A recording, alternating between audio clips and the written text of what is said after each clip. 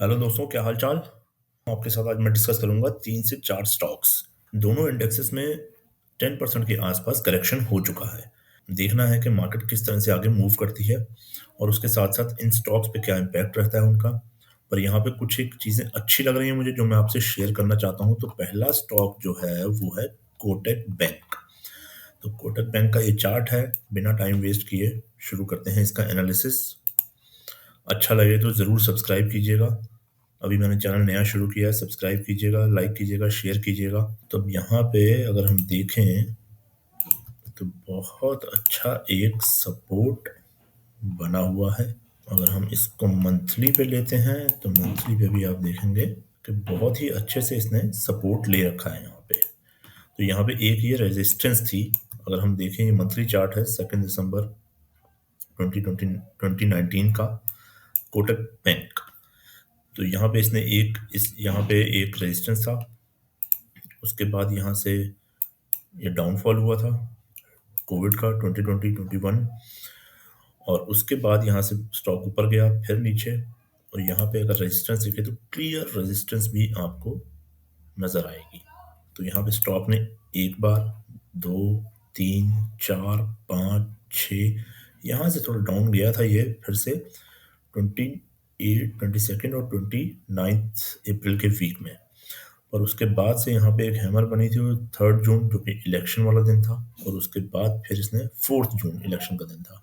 ये वीकली है तो इसलिए यहाँ पे 3 जून दिखा रहा है। और यहाँ से एक फिर अब आके इसने दोबारा से यहाँ पे सपोर्ट लिया है। 23 सितंबर से लेके अभी तक 13.5% का करेक्शन हो चुका है। लगभग 262 पॉइंट स्टॉक नीचे आया है पिछले 49 डेज में। तो अगर आप देखेंगे क्लियरली तो कोविड के टाइम पे ये नीचे गया था और उसके बाद ये अप्रैल में गया है, फिर ऊपर गया स्टॉक। उसके बाद अब फिर से एक दो बार नीचे आया है। तो हालांकि चांसेस अब कम है थोड़ा और नीचे आने के, क्योंकि ये ऑलरेडी सपोर्ट पे है। हाँ, ये ज़रूर है कि ये थोड़ा सा यहाँ पे कंसोलिडेट कर ले। थोड़ा सा 4 आवर्स पे अब देखने की कोशिश करते हैं, समझने की हमें क्या चीज़ मिल रही है। तो 4 आवर के टाइम फ्रेम पे एक बहुत ही अच्छी रेजिस्टेंस ट्रेंड लाइन बनी हुई है। रेजिस्टेंस ट्रेंड लाइन होती क्या है और ये काम कैसे करती है, ये भी एक बार समझते हुए चलते हैं। देखिए, यहाँ पे एक अभी कुछ टाइम से ये एक, अगर आप देखेंगे ये वाला पॉइंट, यहाँ पे भी स्टॉक ने रेजिस्टेंस लिया है, फेस किया रेजिस्टेंस। तो यहाँ पे जो रेजिस्टेंस देख रहे हैं आप 4 आवर के उस पे, ये एक लेटेस्ट रेजिस्टेंस है। और यहाँ पे एक हमारे अच्छे सपोर्ट लेवल पे इसने सपोर्ट लिया है। अब सपोर्ट लेने के साथ साथ और क्या हो रहा है इसमें, अगर आप देखेंगे, एक बार यहाँ पे टच किया, नीचे आया, फिर ऊपर गया, फिर नीचे आया, फिर यहाँ टच किया है, फिर नीचे आया, हैमर बनाई, यहाँ पे फिर से ऊपर रेजिस्टेंस ट्रेंड लाइन को इसने टच किया है। तो अब ये देखा जाए तो 1, 2, 3, 4 चार पॉइंट आपके पास हैं जहाँ पे इसने 4 बार इस रेजिस्टेंस ट्रेंड लाइन को टच किया है। तो यहाँ से एक ना स्ट्रॉन्ग चांसेस बन जाते हैं, क्योंकि यहाँ पे एक हैमर भी बन चुकी है। अगर ये देखें इसको हम तरीके से, तो अब कई लोग कहेंगे ये प्रॉपर हैमर नहीं है, बट अगर आप सही से जब आप ट्रेडिंग करते हैं तो आपको क्या होता है कि हैमर भी अलग अलग तरह की बनती है। इस तरह की हैमर बनती है, जिसमें कई बार क्या होता है थोड़ा सा एक विक भी नजर आती है हमें। पर कई बार क्या होता है, हैमर सेम उसमें अगर देखा जाए, मेरी ड्राइंग को इतनी अच्छी नहीं है पर मैं ट्राई कर रहा हूँ एटलीस्ट आपको समझाने का, कि कई बार थोड़ी विक बड़ी भी बन जाती है, ये भी होता है। और कई बार क्या होता है कि हैमर बनेगी आपकी इस तरह से, ये। और कहीं कहीं पे क्या होता है, ये बॉडी थोड़ी सी बड़ी हो जाती है। ये इसको फिल कर देते हैं, आपको सही समझ आएगा। तो ये भी हैमर का ही काम करती है। यहाँ से स्ट्रॉन्ग चांसेस हैं इसके कि ये यहाँ से मूव करता हुआ इधर की तरफ या टारगेट की तरफ अपने चला जाए। ये एक प्रोबेबिलिटी है, क्योंकि स्टॉक मार्केट हमेशा प्रोबेबिलिटी का गेम है। इसमें कुछ कंफर्मेशन नहीं है, कल को कुछ भी हो सकता है। मार्केट सब अच्छी चल रही है, प्राइस एक्शन अच्छा चल रहा है, सब कुछ चार्ट अच्छा बना हुआ है, हैमर कैंडल भी बनी हुई है, पर एकदम से कोई न्यूज़ आ जाती है और सब कुछ फेल, आपका सारा टेक्निकल फेल हो जाता है और वो न्यूज़ उसको ओवरपावर कर लेती है। तो ऐसा मार्केट में होता है। तो आपको ये नहीं देखना है कि हाँ, अभी अगर मैंने बोल दिया तो ऐसा ही होगा, ये पत्थर की लकीर है। नहीं, ऐसा नहीं होता है दोस्तों।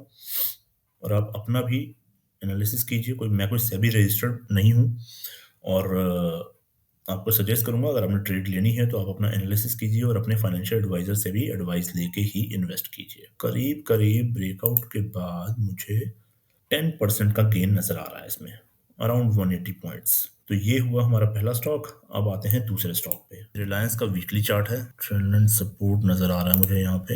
रिलायंस में एक ये असेंडिंग चैनल बना हुआ है, जो बार-बार अगर देखा जाए तो देखिए यहाँ पे ऊपर था, फिर नीचे आया, यहाँ पे ऊपर टच किया, फिर यहाँ पे आ गया, फिर टच किया, फिर यहाँ पे आया, फिर यहाँ पे टच किया और यहाँ पे कंसोलिडेट किया थोड़ा सा और ट्राई किया ऊपर ब्रेकआउट देने का, पर नहीं कर पाया और फिर से ये दोबारा नीचे अपने ट्रेंड एंड सपोर्ट पे आ गया। इस सपोर्ट जो है ये वाली, इसके साथ साथ एक और चीज़ क्या है यहाँ पे, अगर आप देखेंगे ध्यान से कि यहाँ पे एक तो असेंडिंग चैनल है जो बार बार ऊपर जाने की कोशिश कर रहा था, यहाँ पे ब्रेकआउट भी दिया था, फिर उसके बाद फिर नीचे आ गया था और उसके बाद इस यहाँ पे एक हॉरिजॉन्टल लाइन जो है हमारी, यहाँ पे भी इसने टच करने की कोशिश की कई बार। और अगर आप इसको ध्यान से देखें, मैं बनाने की कोशिश करूँ यहाँ से यहाँ पे, तो एक डबल टॉप बनाया। इसको थोड़ा डार्क कर देता हूँ, ये डबल टॉप बनाया इसने। और डबल टॉप बनाने के बाद अब जो नज़र आया है, मुझे नज़र आ रहा है, यहाँ से इसने करीबन करीबन 22% का करेक्शन दिया है। मार्केट अगर डाउन जाती है, निफ्टी और बैंक निफ्टी, तो उसका असर पक्का इस पे पड़ेगा। स्ट्रांग है पर फिर भी मार्केट का कहीं ना कहीं से इन्फ्लुएंस करती ही है मार्केट स्टॉक्स को। तो आप देखेंगे अगर ये बना हुआ है जो डबल टॉप, ये यहाँ से आते हुए अभी और यहाँ से जो 22% के आसपास का था हमारा, वो करीबन करीबन यहाँ तक 30% तक जा सकता है। 488 पॉइंट दिखा रहा है ये। तो यहाँ से अगर रिवर्स करना है तो यहाँ से रिवर्स कर लेना चाहिए। तो अभी हम इसमें नहीं जाएंगे। अगर ये इस ट्रेंड लाइन को ब्रेक कर देता है, क्योंकि ये ट्रेंड लाइन सपोर्ट भी है, और ब्रेक करता है तो फिर हम कह सकते हैं कि हम इस तरफ और या फिर यहाँ तक भी आ सकता है, जिसकी प्रोबेबिलिटी अभी कम है।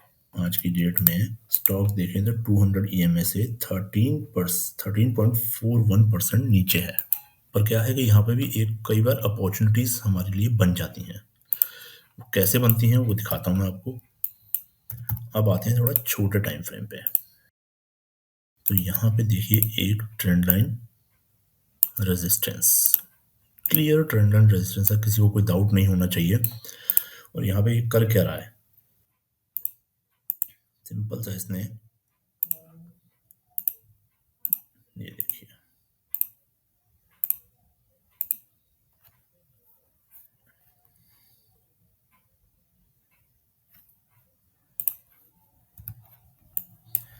यहाँ पे अगेन अब देखेंगे अगर आप, तो ये 1 2 3 4 बार रेजिस्टेंस लिया है इसने। और उसके बाद ये देखिए यहाँ फॉर्मेशन हुई है हैमर कैंडल की। करके दिखाता हूँ आपको, जूम करके दिखाता हूँ। ये देखिए ये फॉर्मेशन है यहाँ पे जो हुई है हैमर कैंडल की, क्लियर हैमर कैंडल, किसी को कोई डाउट नहीं होना चाहिए। तो यहाँ से अब हम क्या करेंगे, इसका एक निकालने की कोशिश करते हैं टारगेट। पहला तो आपको यहाँ तक का एक टारगेट 1286 ये हम एक्सपेक्ट कर सकते हैं कि अगर मार्केट यहाँ से ये अब ट्रेंड लाइन ब्रेक करता है, और ट्रेंड लाइन यहाँ पे ब्रेक होती है, उसके बाद ही हमें ट्रेड लेना चाहिए अगर लेंगे तो। मैं अपने बारे में बात कर रहा हूँ, मैं किसी को सजेस्ट नहीं कर रहा हूँ कि आप ट्रेड लीजिए। तो यहाँ पे जब ये निकलेगा, यहाँ से ब्रेकआउट देता है और उसके बाद रीटेस्ट भी हो सकता है कि यहाँ से आके दोबारा से एक बार रीटेस्ट करे। और मैं सिंपल सा एक तरीका यूज करता हूँ कि मैं जो इसकी डेप्थ है इसके इक्वल नॉर्मली टारगेट निकलता है। तो ये 1305-7 के आसपास का टारगेट है। और अगर मैं पीछे देखूं तो कोई रेजिस्टेंस, ये देखिए, अब ये कोई मैजिक नहीं है, इसको 30 मिनट पे आपको करके दिखाता हूँ कि ये कोई मैजिक या जादू नहीं है। देखिए मेरे पास ये प्राइस एक्शन है, price action itself is a magic, जो मुझे लगता है। बाकी और कोई क्या सोचता है इसके बारे में मैं उसका नहीं बोलूंगा, ये मेरा एक पर्सनल ओपिनियन है। ये ट्रिपल बॉटम भी बोल सकते हो आप इसको, हेड एंड शोल्डर, अगर ये ऊपर होता शोल्डर तो बन सकता था, पर अभी हेड एंड शोल्डर तो नहीं कहेंगे इसको। तो यहाँ से अगर ये ट्रेंड रेजिस्टेंस ब्रेक करता है तो यहाँ से क्लियर चांसेस हैं, रेजिस्टेंस बीच में डेफिनेटली रहेगी, पर ये 1300 के आसपास जाने के इसके चांसेस हैं। आई होप आपको अच्छे से समझ आया होगा ये, और अच्छा लगा होगा। अपना फीडबैक भी दीजिएगा, सब्सक्राइब कीजिएगा, लाइक कीजिएगा, शेयर कीजिएगा वीडियो अगर आपको अच्छा लग रहा है। अब आते हैं अपने नेक्स्ट स्टॉक पे। दोस्तों नेक्स्ट स्टॉक है हमारा HDFC लाइफ। मैंने आइडेंटिफाई कर रखे हैं स्टॉक। यहाँ स्टॉक में एक रेजिस्टेंस नज़र आ रही है, ये पॉइंट जो है यहाँ पे हम कह सकते हैं ये एक स्टॉक की रेजिस्टेंस है। ये रेजिस्टेंस पॉइंट है जो इसने 15 मार्च 2021, 13 सितंबर 2021, फिर यहाँ पे 9 सितंबर 2024, 21 अक्टूबर 2024 में ट्राई किया ब्रेक करने का, पर सस्टेन नहीं कर पाया उसे। ये देखिए यहाँ पे क्लियर रेजिस्टेंस आपको नजर आएगा। इसको हटाता हूँ मैं, एक बार दोबारा से ड्रॉ करते हैं 4 आवर पे।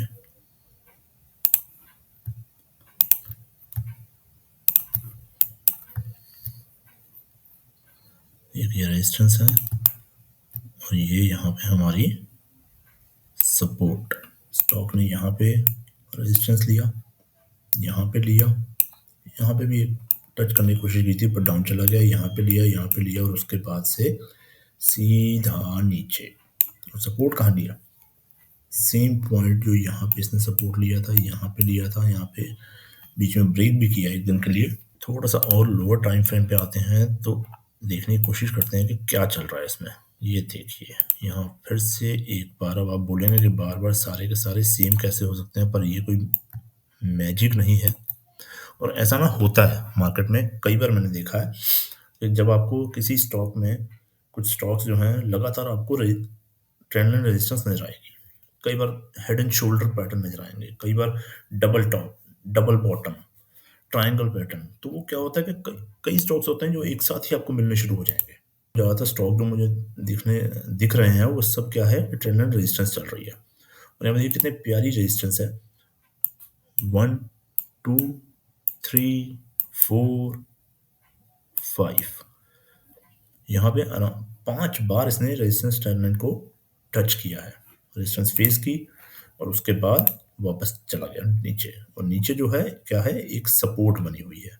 यहाँ पे देखेंगे कि अगर कोई हैमर फॉर्मेशन हो जाए तो वो एक अच्छा कंफर्मेशन होगा। अगर यहाँ पे एक हैमर कैंडल जो मैंने आपको बताई थी कि ये हमारी हैमर कैंडल जो है, अगर हमें ये फॉर्मेशन देखने को मिल जाता है यहाँ पे कहीं पे, तो बहुत अच्छा होगा। बट अगर ये ब्रेकआउट देता है यहाँ से, कि अगर इसने इसका ब्रेकआउट दे दिया, तो वो ब्रेकआउट जो होगा हम क्या करेंगे कि उस पे ब्रेकआउट रीटेस्ट जरूर देखेंगे, क्योंकि रीटेस्ट के बिना क्या होगा, अगर रीटेस्ट नहीं देगा तो जरूरी नहीं है कि वो यहाँ तक जाए, वो हो सकता है यहीं से वापस आ जाए, डायरेक्टली निकले। कि वो ये कर सकता है कि यहाँ से सीधा यहाँ पे जाए, यहाँ तक, और वापस फिर नीचे।